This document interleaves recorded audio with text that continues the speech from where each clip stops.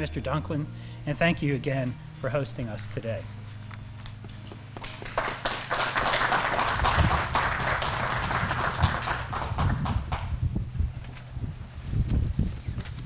Thank you, Dr. Bobbitt. I really appreciate that warm introduction.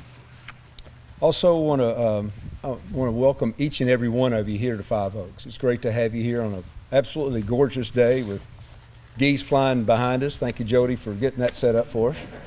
And ducks and geese, it's just a gorgeous day. But first I want to introduce my partner in life. That's my wife, Livia. We live across the street, and this day wouldn't be possible if it wasn't for her. And I moved her over here 33 years ago.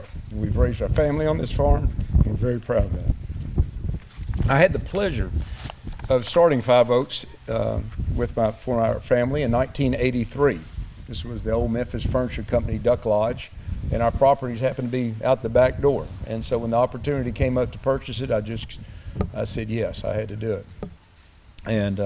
And so for the past 37 years, Five Oaks and the love for ducks, and in particular mallards, has been a passion for me. Managing Five Oaks has given me some of my greatest pleasures in life. Outside maybe the birth of our three daughters, I would say some of the most memorable days in my life have been spent enjoying the beauty of ducks in flight with many wonderful people from around our country in the timber down at Raydell and back here behind us. Just incredible memories that were made. See what makes duck hunting so special and different from other forms of hunting such as deer and turkey and others, and those are very important as well. But what we have with duck hunting, we get to share a blind and make memories with friends and loved ones, and those memories last a lifetime. Usually the duck hunts, whether if they were bad or good, that really doesn't matter. Over the years, they usually get better with time as facts get a little jaded. But you know, at the end of the day, it's all about memories.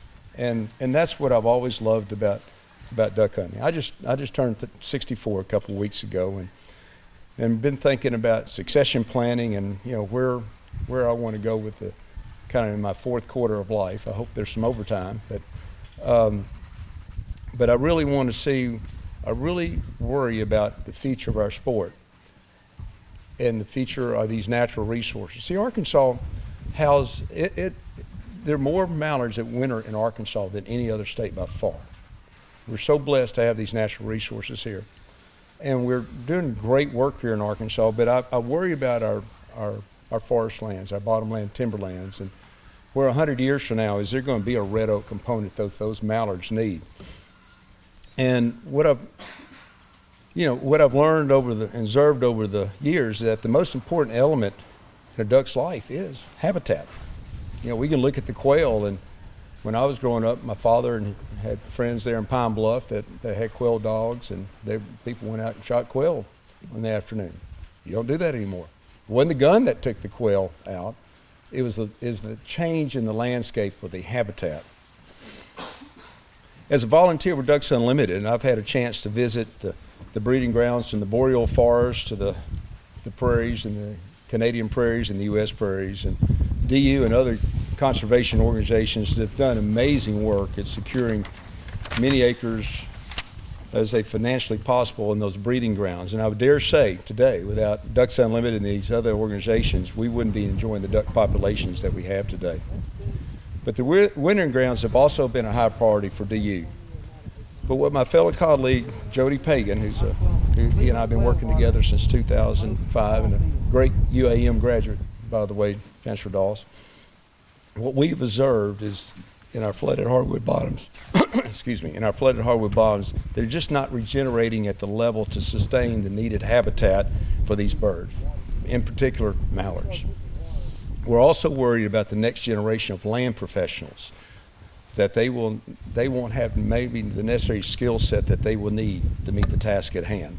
Jody and I have been talking about this concept or this idea for the last 2 or 3 years, and we're so excited that we've been able to now see this partnership come to fruition. You know, our goal is to provide, this project is to provide the funding and the landscape that this next generation of biologists will have.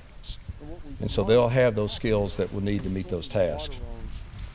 With the great work that Dr. Doug Osborne and the rest of his team at UAM are doing, we feel certain that we will offer something, assistance to a wonderful program by creating this graduate certificate for these next group of leaders.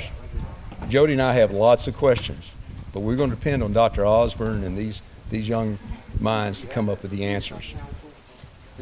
This will not be an overnight solution, and it will take great patience and perseverance to achieve these lofty goals.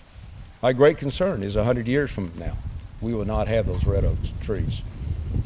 By creating this new organization, this is a small way that Jody and I can help repay all that this sport has blessed us with. Again, I want to thank Dr. Bobbitt, Dr. Cochran, Dr. Doss, Dr. Osborne, and the Board of Trustees of the University of Arkansas system for their confidence in establishing this partnership with us here at Five Oaks. I really appreciate that.